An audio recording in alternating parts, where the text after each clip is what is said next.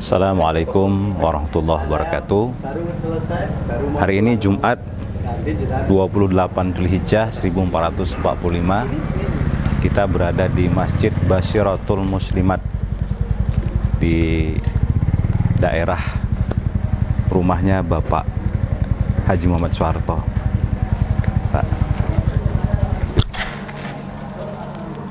Insyaallah tema khutbah Jumat kita pada kesempatan yang berbahagia ini tentang memperkuat akidah di tahun baru Hijriah. Saksikan terus perkembangan Mu'alaf Center Yogyakarta. Dimanapun berada, istiqomah senantiasa dalam hidayah dan inayah. Assalamualaikum warahmatullahi wabarakatuh. Ini rumahnya ini adiknya. Terus sampingnya ini adalah ibunya Bapak Presiden Soeharto. Ada patungnya. Berarti yang sebelah timur sana rumah ibunya Bapak Presiden Soeharto. Belakang ada makamnya orang tuanya Pak. Belakang. Nggih. Termasuk di Gunung Pule. Gunung Pule. Kecilnya Pak Harto di sini. Gitu. Ini dulu tempat perjuangan ratusan tentara meninggal di daerah sini. Karena itu ada museum monumen Brimob Setulegi. Sini jalur perjuangan termasuk dulu Pak Harto dikejar di sini, termasuk di zaman PKI juga. Iya. Berarti sebelum tahun 65. Ya. Masa kemerdekaan. Masa gitu. kemerdekaan ini sudah menjadi ladangnya pertempuran di masa Belanda dan Jepang. Beliau masih udah menjadi militer ya? Iya, militer. Karena itu di sana ada monumen Brimob. Ada monumen Brimob di sana, ratusan tentara Brimob juga meninggal. Sana ya? Iya kan, di samping sana ada makam pahlawan. Itu tentara-tentara yang meninggal terbunuh di sekitar sini. Sini? Ya di sana, di pojokan sana mau ke arah Museum Soeharto. Iya. Kalau itu apa Pak? Dulu apa Pak itu? Ini dulu gedung untuk pertemuan kalau pengajian malam Rebu Kliwon. Iya, luar biasa ya perjuangannya. Pantas untuk dikenang sepanjang masa ya. A'udzu billahi minasyaitonir rajim. Bismillahirrahmanirrahim. Alhamdulillahilladzi hadana subulas salam wa afhamana bi syari'atin nabiyil karim. Asyhadu an la ilaha illallah wahdahu la syarika lah dzul jalali wal ikram. Wa asyhadu anna Muhammadan abduhu wa rasuluh nabiyil mursalin. Allahumma salli wa sallim wa barik ala nabiyyina Muhammadin wa ala alihi wa ashabihi wa man tabi'ahum bi ihsani ila yaumiddin, amma ba'd. Fa ya ayyuhal ikhwan,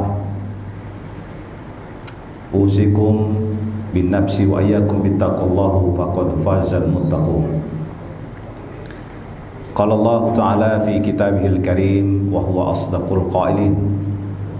A'udzu billahi minasyaitonir rajim. Bismillahirrahmanirrahim. Wa tazawwadu fa inna khairaz zadi taqwa wattaqun ya ulil albab. Wa qala Rasulullah sallallahu alaihi wasallam, man kazzaba alayya muta'ammidan falyatabawwa maq'adahu minan nar.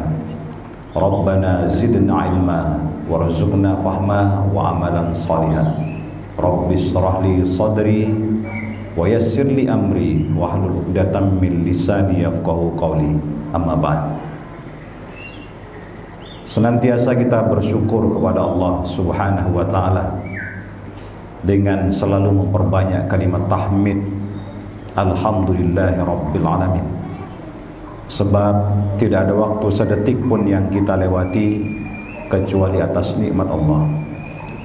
Melalui mimbar ini khatib berpesan untuk diri khatib sendirian dan kepada jamaah sekalian, mari senantiasa kita tingkatkan kualitas keimanan dan ketakwaan kita kepada Allah Subhanahu wa taala dengan memperbanyak menjalankan segala apa yang sudah Dia perintahkan, dan menjauhi diri dari segala apa yang Dia larang.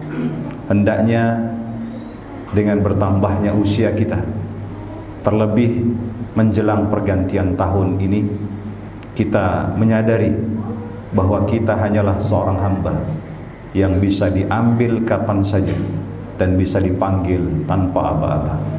Salawat berlimpahkan salam, tak henti-hentinya kita mohonkan agar Allah sampaikan kepada uswatun hasanah, tauladan hidup kita, Nabi Agung Rasulullah Muhammad sallallahu alaihi wasallam. Semoga dengan kita menteladani akhlak baginda, hidup kita selalu mulia di sisi Allah Subhanahu wa taala dan bermartabat di tengah-tengah masyarakat. Semoga dengan memperbanyak salawat, hidup kita selalu selamat, baik di dunia kini maupun di akhirat nanti.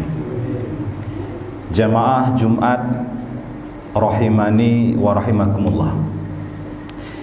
Suatu hari sebelum diharamkannya khamar, maka Rasulullah sallallahu alaihi wasallam memerintahkan seorang sahabat untuk menemui para sahabat radhiyallahu anhum yang saat itu sedang berkumpul di kebun, menyampaikan perintah Rasulullah SAW, inna hurrimat khamar, sesungguhnya telah diturunkan perintah bahwa khamar itu haram. Mendengar perintah tersebut, maka serta-merta para sahabat radhiyallahu anhum tadi menghentikan aktivitasnya. Bahkan khamar yang tersisa di mulut, yang hanya tinggal ditelan, mereka muntahkan. Khamar yang terdapat di gentong-gentong mereka buang, mereka campakkan. Sehingga pada waktu itu lorong-lorong Madinah, lorong-lorong kota Madinah atau Yastrib saat itu becek dengan khamar. Subhanallah, betapa bentuk kepatuhan yang luar biasa para sahabat kepada Rasulullah sallallahu alaihi wasallam. 14 abad silam, di satu siang ada seorang sahabat, nama beliau Ma'is ibn Malik radhiyallahu anhu. Beliau mendatangi Rasulullah sallallahu alaihi wasallam. Kata beliau, "Ya Rasulullah, fatahhirni, sucikanlah saya." Lalu Rasulullah SAW menjawab, "Celakalah engkau, pulang dan beristighfarlah."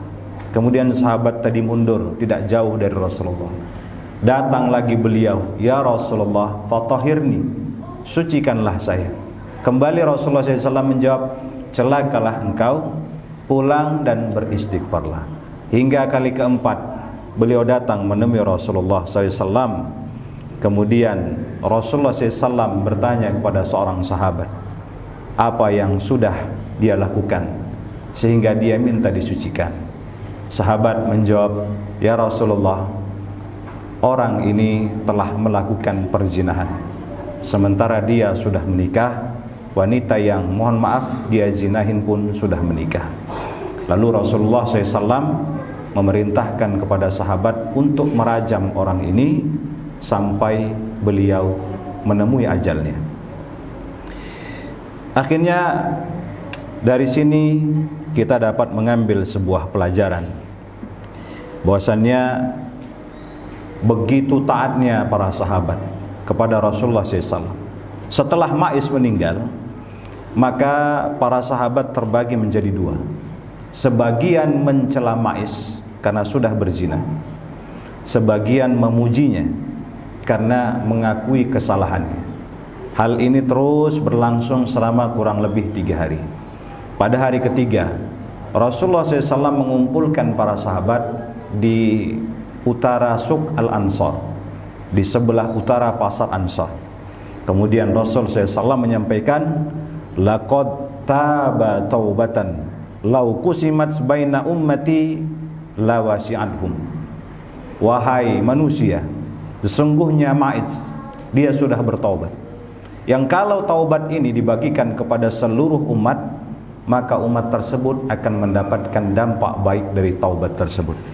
Subhanallah, kebeningan hati yang luar biasa, yang mana tergoles oleh noda maksiat, dia amat tersiksa dan merasa gundah serta ingin kembali ke jalan Allah Subhanahu wa taala.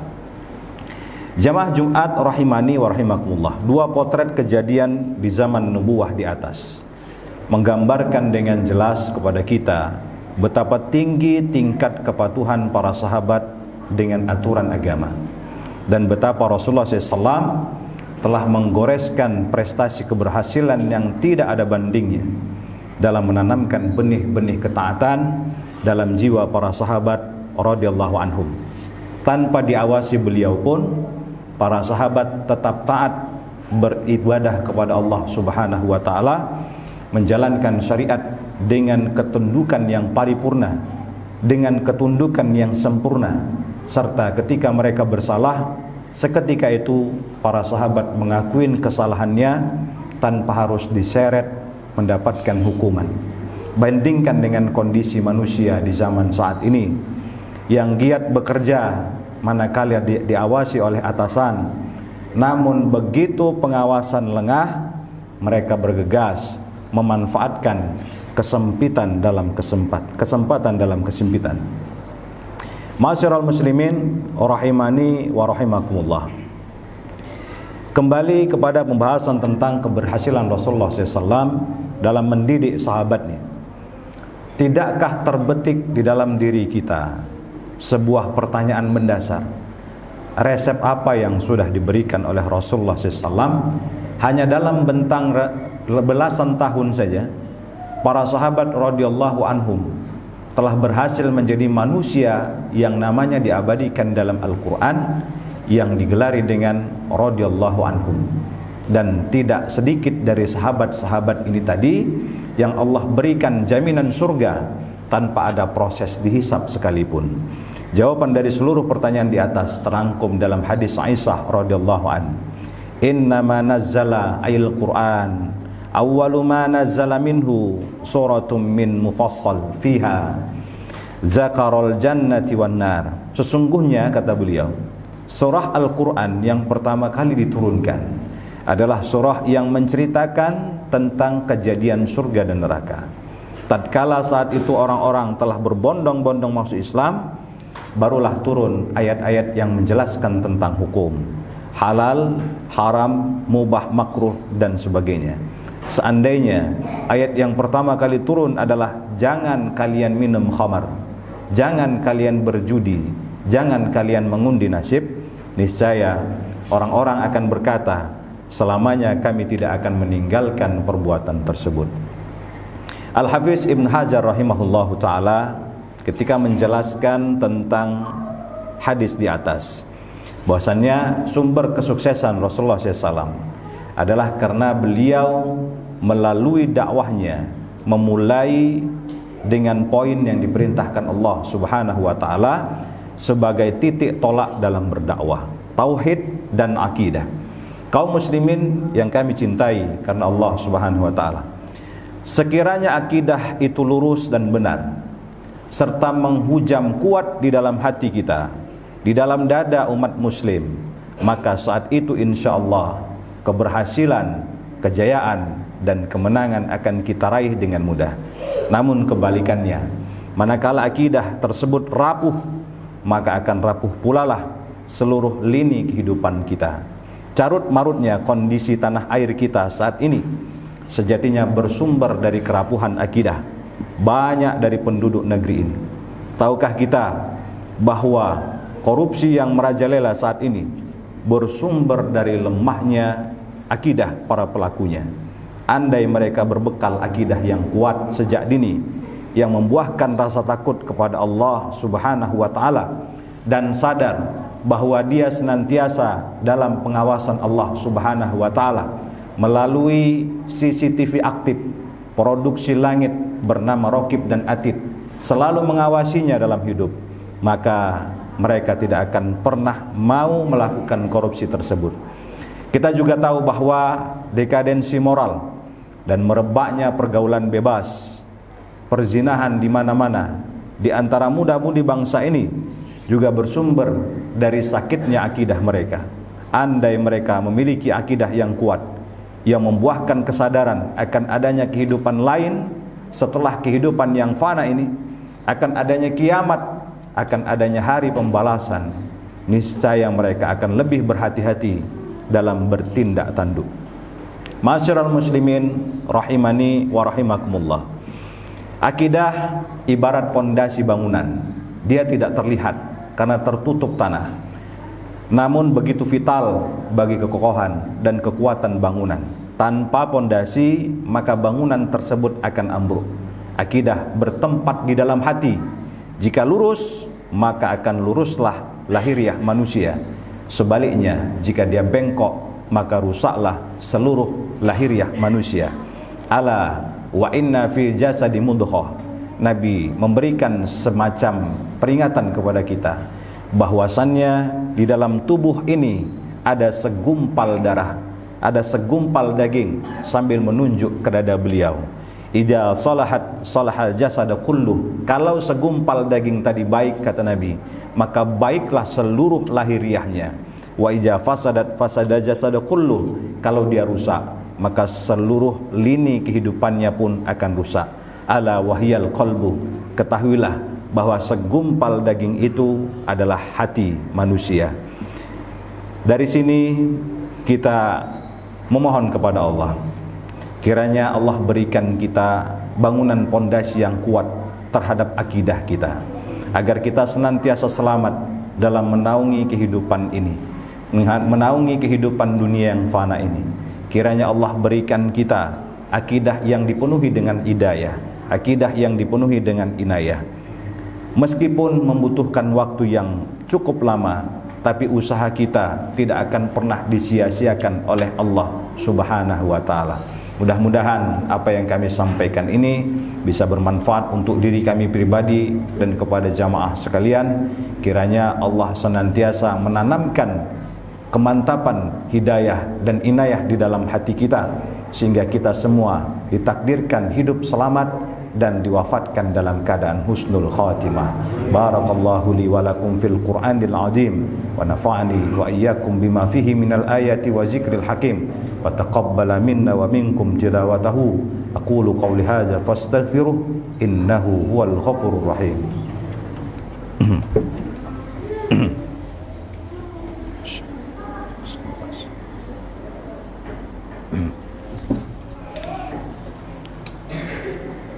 Innal hamdalillah nahmaduhu wa nasta'inuhu wa nastaghfiruh wa na'udzu billahi min shururi anfusina wa min sayyiati a'malina. Man yahdihillahu fala mudilla lahu wa may yudlil falan tajida lahu waliyyan mursyida. Asyhadu an la ilaha illallah wahdahu la syarika lah wa asyhadu anna Muhammadan abduhu wa rasuluh. Allahumma shalli wa sallim wa barik ala nabiyyina Muhammad wa ala alihi wa ashabihi wa man tabi'ahum bi ihsani ila yaumiddin, amma ba'd. Hadirin jamaah Jumat yang berbahagia dan mudah-mudahan senantiasa dalam lindungan Allah Subhanahu wa taala. Di dalam surah Al-Kahfi Allah berpesan kepada kita, wa qulil haqqu mir rabbikum faman syaa'a falyu'min wa man syaa'a falyakfur. Katakanlah bahwa yang benar itu dari Allah. Barang siapa yang ingin taat kepada Allah, maka silahkan dia beriman. Barang siapa yang ingin ingkar, silahkan dia menjadi orang kafir. Orang mukmin adalah orang yang tersandera, orang yang dipenjara oleh berbagai macam aturan. Sehingga kita akan temukan di dalam Al-Quran itu tidak ada satu ayat pun yang membahas tentang aturan-aturan Allah kepada orang-orang kafir.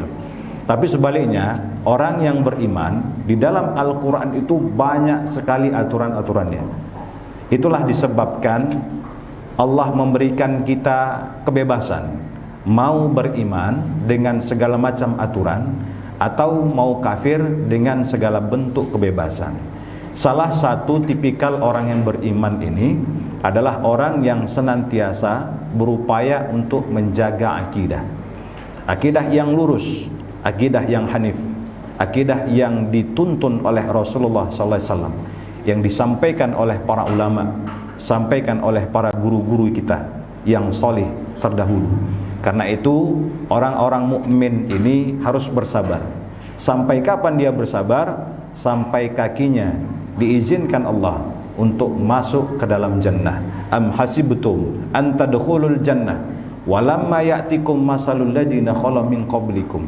Di zaman para sahabat Nabi, di zaman Rasulullah, sahabat Nabi bertanya, "Wahai Rasul, sampai kapankah ujian ini akan berlangsung?" Lalu turunlah ayat ini. Apakah kalian mengira kalian masuk surga begitu saja tanpa ada ujian yang berat sebagaimana yang telah kami turunkan kepada orang-orang sebelum kami? Karena itu mari kita menyadari fitrah kita sebagai manusia. Ada dua tujuan kita diciptakan Allah. Pertama, menjadi hamba Allah. Kedua, menjadi khalifatullah, orang yang mengurus bumi ini. Semoga Allah senantiasa memberikan kita petunjuk sampai nanti kita mendapatkan jannah Allah Subhanahu wa taala. Innallaha wa malaikatahu yusholluna 'alan nabi ya ayyuhalladzina amanu shallu 'alaihi wa sallimu taslima. Allahumma shalli 'ala nabiyyina Muhammad wa 'ala ali Muhammad kama shallaita 'ala Ibrahim wa 'ala ali Ibrahim wa barik 'ala Muhammad wa 'ala ali Muhammad kama barakta 'ala Ibrahim wa 'ala ali Ibrahim innaka Hamidum Majid. Allahumma ighfir lil mu'minina wal mu'minat wal muslimina wal muslimat al ahya'i minhum wal amwat innaka sami'un qaribun mujibud da'wat ya qadiyal hajat. Allahumma inna ala dzikrika wa syukrika wa husna ibadatik. Allahumma inna nas'aluka salamatan fid dinina wa afiyatan fi jasadina wa ziyadatan fi ilmina wa barakatan fi rizqina wa taubatan qabla al-maut wa rahmatan 'inda al-maut wa maghfiratan ba'da al-maut. Allahumma hawwin 'alaina fi sakratil maut wan najata minan nari wal 'afwa 'inda al-hisab. Allahumma اختم لنا في حسن الخاتمة. اللهم اختم لنا في حسن الخاتمة. اللهم اختم لنا في حسن الخاتمة ولا تختم علينا في سوء الخاتمة.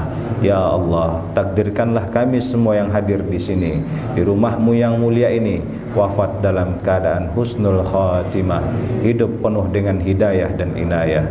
Jauhkanlah kami ya Allah, hidup dalam kecurangan, hidup dalam kemaksiatan, hidup dalam hal-hal yang tidak engkau ridhoi, dan janganlah engkau jadikan kami orang-orang yang wafat dalam keadaan su'ul khatimah. Allahumma ya Allah, ampunkan semua dosa orang tua kami, ampunkan dosa orang-orang mukmin dan mukminat, ampunkan dosa para pahlawan-pahlawan kami dari kaum muslimin dan muslimat. Jadikanlah kubur mereka ya Allah sebagai taman-taman surga baginya. Allahumma inna nas'aluka sihatan wal afiyah. Allahumma inna nas'aluka sihatan wal afiyah. Allahumma ansur ikhwanana al-muslimina wal mujahidina fi Palestin. Allahumma arham ikhwanana al-muslimina wal mujahidina fi Palestin. Berikan kasih sayangmu ya Allah, berikan pertolonganmu ya Allah, berikan perlindunganmu ya Allah kepada saudara-saudara kami di Palestina, di Gaza, di Rafah. Tidak banyak yang bisa kami lakukan ya Allah, karena keterbatasan kami. Hanya doa-doa yang kami bisa langitkan, kiranya Engkau kabulkan semua permintaan kami. Rabbana hab lana min azwajina wa dhurriyyatina qurrata a'yun waj'alna lil muttaqina imama. Istajib du'aan ya Allah, istajib du'aan ya Rahman ya Rahim ya Arhamar Rahimin. Subhana rabbika rabbil izzati amma yasifun, wassalamun alal mursalin, walhamdulillahi rabbil alamin. Aqimis salat. Allahu akbar. Bismillahirrahmanirrahim. Alhamdulillahi rabbil alamin. Ar-Rahmanir Rahim. Maliki yaumiddin. Iyyaka na'budu wa iyyaka nasta'in. اهدنا الصراط المستقيم صراط الذين أنعمت عليهم غير المغضوب عليهم ولا الضالين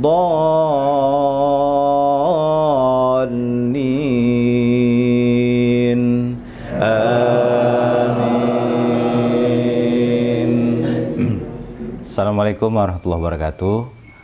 Hari ini Jumat terakhir di bulan besar, di bulan Dzulhijjah. Kita sedang berada di rumah salah satu tokoh bangsa, orang tua kita yang sangat kita sayangi, Bapak Haji Muhammad Soeharto, Jenderal besar dan pernah menjadi presiden kita selama kurang lebih 32 tahun. Jadi kita sedang berada di rumah asli beliau nih ya Pak. Dan yang ada di tengah-tengah kita ini merupakan keluarga beliau. Alhamdulillah kita disambut dengan sangat baik. Setelah mendirikan sholat Jumat berjamaah, kita disuguhin makan siang, diajak keliling-keliling, melihat napak tilas sejarah seorang pahlawan. Saya hidup itu sudah merasakan zamannya Mbah Harto. Memang waktu itu kesejahteraan merata, bisa sejahtera, harga murah, sembako murah, pendidikan terjangkau, luar biasa. Tapi memang umur beliau itu cukup panjang, diberikan Allah kesempatan untuk mengurus bangsa Indonesia ini selama kurang lebih 32 tahun. Sangat banyak sekali sejarah beliau yang mungkin tidak bisa kita ceritakan dalam waktu sehari 2 hari, itu nggak cukup. Kita doakan beliau semoga ditempatkan di sisi terbaik di sisi Allah Subhanahu wa taala, sebagaimana Allah tempatkan para pejuang-pejuang, para syuhada.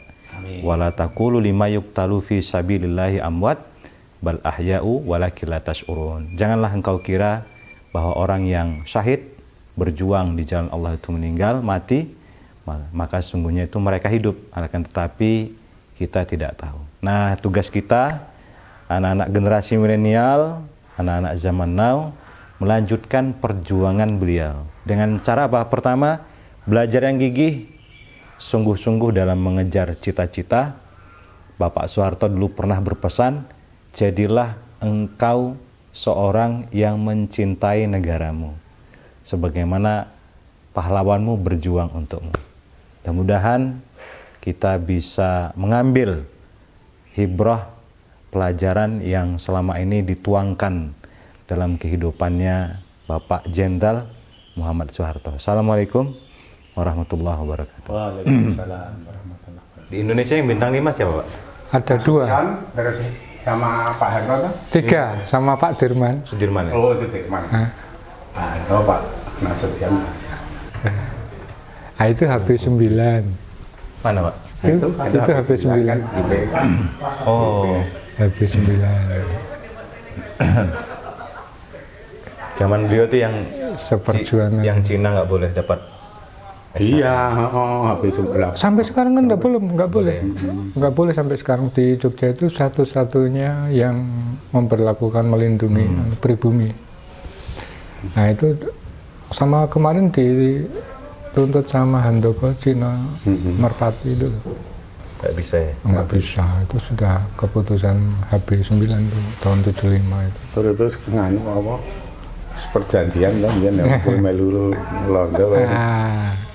Ceritanya begitu.